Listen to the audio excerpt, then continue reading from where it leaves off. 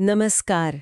आज हम एक ऐसे विषय पर बात करने वाले हैं जो अक्सर हमें थोड़ा असहज कर देता है, अकेलापन। हाँ, ये सच है। पर क्या हो अगर इसी अकेलेपन में मतलब जिंदगी का कोई गहरा सच छुपा हो। अक्सर हम भागदौड़ और शोरगुल में खुद से जैसे दूर हो जाते हैं, लेकिन वो जो अकेले के पल होते हैं ना, शायद वही हमें अपने सबसे करीब लाते हैं। बिल्कुल। और आज हम इसी पर थोड़ी गहराई से बात करेंगे। हमारा आधार है एक स्रोत, अकेलेपन में जीवन का सच। अच्छा। और ये स्रोत जो है वो प्राचीन ज्ञान और जो आज का मॉडर्न साइंस है, दोनों की नज़र से इस चीज़ को देखता है। तो हम समझने की कोशिश करेंगे कि ये जो अकेलापन है, जिसे अक्सर लोग थोड़ा नेगेटिव समझते हैं, हाँ बिल्कुल, ये सिर्फ खालीपन नहीं है, बल्कि शायद ये खुद को खोजने का, अपनी अंदरूनी ताकत को पहचानने का एक जरिया बन सकता है। सही, बिल्कुल यही हमारा मकसद, यही समझना है कि इससे हम क्या सीख सकते हैं, ये हमें बेहतर कैसे बना सकता है। और हम देखेंगे कि कैसे लाओ त्सु जैसे पुराने दार्शनिक और आज का जो न्यूरोसाइंस है, मस्तिष्क का विज्ञान, हाँ। वो कैसे इस पर रोशनी डालते हैं। मतलब दोनों पहलू देखेंगे। हाँ, और ये विषय देखा जाए तो हम सबके लिए जरूरी है, क्योंकि हम कितने भी सोशल हों, जिंदगी में ऐसे पल तो आते ही हैं जब हम अकेले होते हैं। बिल्कुल। और यही पल शायद खुद को जानने का सबसे अच्छे मौके बन सकते हैं। तो चलिए शुरू करते हैं लाओ त्सु के एक बड़े मशहूर कथन से। वो मुझे हमेशा सोचने पे मजबूर करता है। मौन वो नींद है जो ज्ञान का पोषण करती है। बहुत गहरा कथन है ना? पर इसका मतलब क्या है? क्या बस चुप हो जाना? नहीं, ये सिर्फ बाहरी चुप्पी की बात नहीं है। लाओ त्सु का इशारा मुझे लगता है उस अंदरूनी शांति की तरफ है। अंदरूनी शांति? हाँ, जो हमें तब मिलती है जब हम बाहर के शोर से हटकर अपने अंदर देखते हैं। जैसे नींद हमारे शरीर को ताज़ा करती है ना, वैसे ये जो अंदर का मौन है, ये हमारे ज्ञान को, हमारी समझ को, उसको गहरा करता है, उसको नरिश करता है। अच्छा। और ये अकेलापन सिर्फ फिजिकल नहीं है, मतलब आप भीड़ में होकर भी अकेले महसूस कर सकते हैं। हाँ। और अकेले होकर भी जुड़ा हुआ महसूस कर सकते हैं। हाँ, ये तो अनुभव किया है कई बार। पर जब हम सच में अकेले होते हैं, बिल्कुल अकेले, तब क्या होता है? स्रोत कहता है कि तब हम अपनी भावनाओं का, अपने डर का, अपनी असली इच्छाओं का सामना करते हैं। ये आसान तो नहीं होता होगा? नहीं, बिल्कुल आसान नहीं होता। असल में हम बाहरी दुनिया में इतने बिजी रहते हैं कि अपने अंदर क्या चल रहा है उस पर ध्यान ही नहीं जाता। सही। अकेलापन एक आईने की तरह है। वो हमें वो सब दिखाता है जिसे हम या तो अनदेखा कर रहे होते हैं या जिससे भाग रहे होते हैं। जैसे कि? जैसे अपनी अधूरी इच्छाएं, अपने गहरे डर, कोई पुरानी उलझन, ये सब अचानक ऊपर आ जाते हैं। बाप रे। हाँ, और इसी सामना करने में ही खुद के विकास का पहला कदम छुपा है। अगर हम अपनी भारतीय परंपराओं को देखें, वहां भी तो एकांत पर, आत्मचिंतन पर बहुत जोर दिया गया है। उपनिषदों का जिक्र है स्रोत में। हाँ है। कहा गया है एकाकी मन ही परमात्मा की खोज करता है। इसको कैसे समझें? देखिए, उपनिषद तो बहुत गहरे आध्यात्मिक ग्रंथ हैं। उनका ये कहना है कि जो सच की खोज है या परमात्मा की खोज है, वो बाहर की भीड़ में नहीं मिलती, वो अपने अंदर की शांति में मिलती है। जब मन बाहरी भटकाव से मुक्त होता है, फोकस होता है, तभी वो गहरे सवाल सोच सकता है, अपनी असलियत को समझ सकता है। तो एकाकी मन का मतलब दुखी या अकेला नहीं है? नहीं, बिल्कुल नहीं। यहाँ मतलब है वो मन जो बाहरी शोर से हटकर अपने स्रोत से जुड़ने की कोशिश कर रहा है, एकाग्र मन। और भगवद गीता का भी जिक्र है। गीता का संदेश तो कुरुक्षेत्र के मैदान में दिया गया था। वो तो शोर और लड़ाई का माहौल था। हाँ बिल्कुल। वहां अकेलेपन या आंतरिक शांति का क्या काम? यही तो गीता की खूबी है। श्री कृष्ण अर्जुन को उसी भयंकर उथल पुथल के बीच में रास्ता दिखाते हैं। सही। वो बताते हैं कि बाहर हालात चाहे जैसे भी हों, अगर मन काबू में है, आत्मा से जुड़ा है, तो इंसान सही फैसला ले सकता है, अपना धर्म निभा सकता है। अच्छा। तो संदेश यहाँ भी वही है। असली शांति और क्लैरिटी बाहर नहीं, अंदर खोजने से मिलती है। और इसके लिए मन को बाहरी शोर से हटाना, अंदर देखना जरूरी है। ये तो हुई फिलॉसफी और अध्यात्म की बातें, सदियों पुरानी। लेकिन क्या आज का विज्ञान, खासकर ब्रेन साइंस, इस बारे में कुछ कहता है? यहाँ चीजें थोड़ी और दिलचस्प हो जाती हैं। हाँ, और ये वाकई बहुत दिलचस्प है कि कैसे मॉडर्न साइंस एक तरह से पुरानी बातों को कंफर्म कर रहा है। कैसे? न्यूरोसाइंस ने पाया है कि जब हम बाहरी दुनिया पर ध्यान देना बंद करते हैं, जैसे जब हम अकेले हों या कुछ खास काम ना कर रहे हों, तो हमारे दिमाग में एक खास नेटवर्क एक्टिव हो जाता है। एक नेटवर्क? हाँ, इसे कहते हैं default mode network, DMN। Default mode network सुनने में तो जैसे कंप्यूटर का डिफॉल्ट सेटिंग जैसा लगता है। ये करता क्या है? क्या ये बस दिमाग का खाली बैठना है? नहीं नहीं, ये खाली बैठना बिल्कुल नहीं है। ये दिमाग का एक बहुत एक्टिव और जरूरी मोड है। अच्छा। इसे आप दिमाग की अंदरूनी वर्कशॉप समझ सकते हैं। जब डीएमएन एक्टिव होता है तो हमारा दिमाग क्या करता है? वो पुराने अनुभवों को प्रोसेस करता है, उन्हें आज से जोड़ता है, भविष्य के बारे में सोचता है, प्लानिंग करता है और दूसरों के नजरिए को समझने की कोशिश भी करता है। ये गहरी सोच, सेल्फ रिफ्लेक्शन का सेंटर है। अच्छा, मतलब जब हम सोचते हैं कि हम कुछ नहीं कर रहे, तब भी हमारा दिमाग बैकग्राउंड में बहुत जरूरी काम कर रहा है।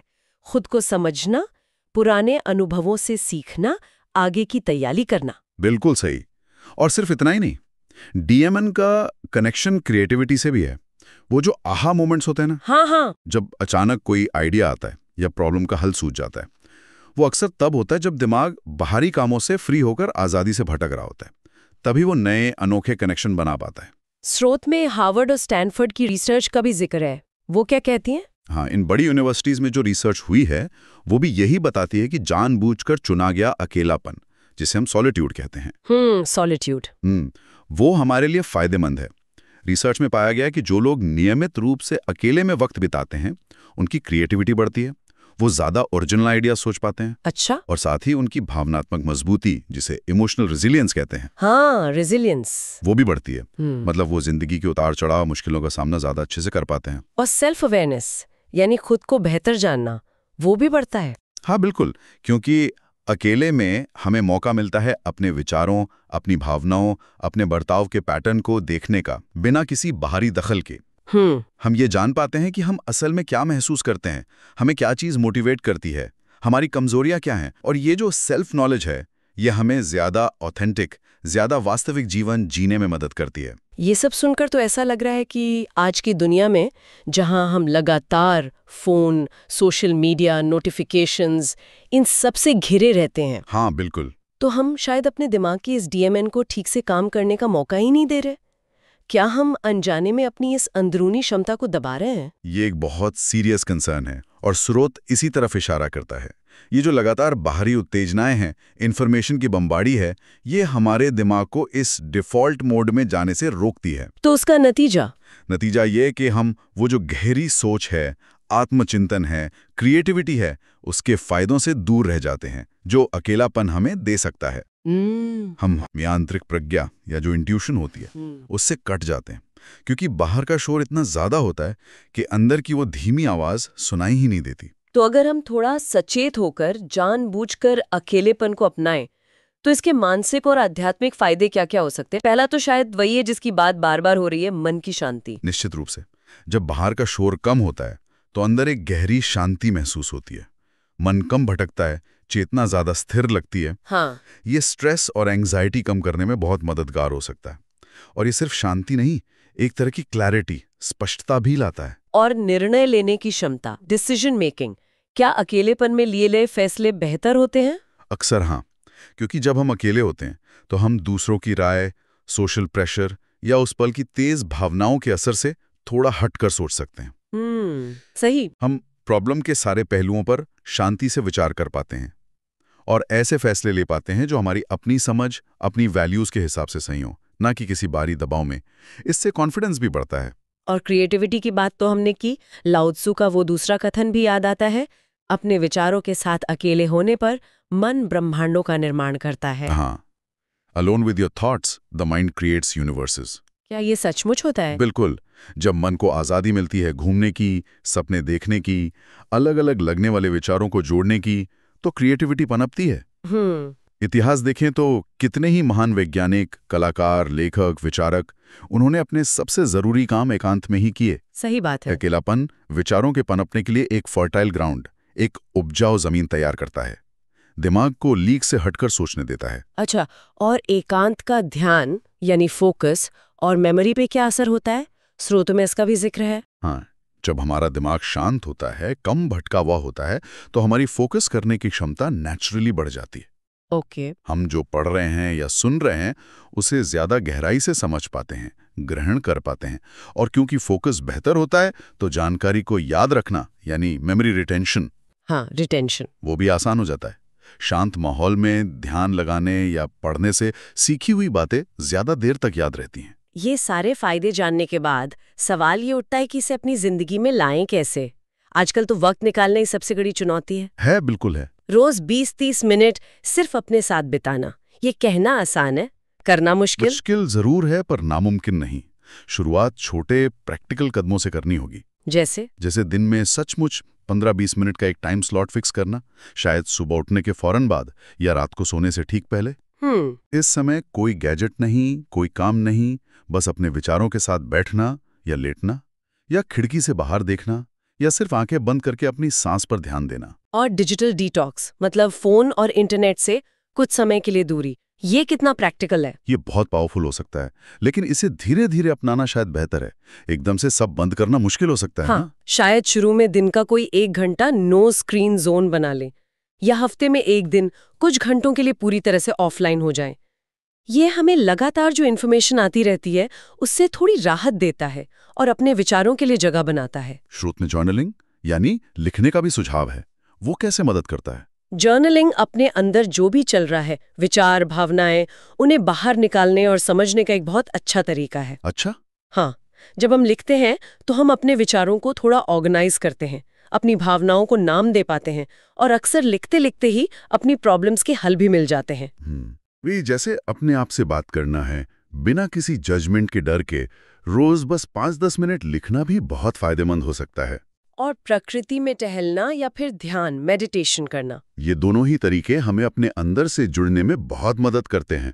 नेचर में होने से हमारी इंद्रियां शांत होती हैं, मन को सुकून मिलता है। हाँ, वो तो है। और ध्यान का नियमित अभ्यास हमें अपने विचारों के प्रति जागरूक होना सिखाता है, बिना उनमें उलझें। ये तकनीकें हमें उस अंदरूनी शांति तक ले जाती हैं जिसकी बात हमने शुरू में की थी।